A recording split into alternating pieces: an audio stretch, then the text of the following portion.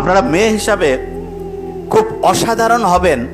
একটা জিনিস খেয়াল রাখবেন, আপনি যখন বিয়ে হবে হওয়ার পরে অবশ্যই এই জিনিসটা মাথায় রাখবেন, আপনার হাজবেন্ডের যে মা বাবা এবং ভাই বোন তাদের সাথে সুসম্পর্ক রাখবেন। এইটা আপনার জন্য গেম চেঞ্জিং হবে।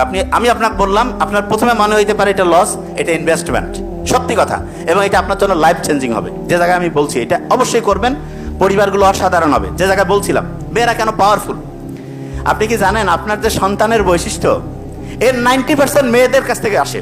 কত পার্সেন্ট?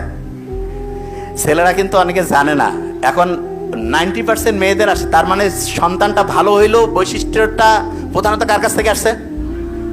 তাহলে আমাদের যে বৈশিষ্ট্য এটা প্রধানত কি আমার আব্বার জন্য না মায়ের জন্য?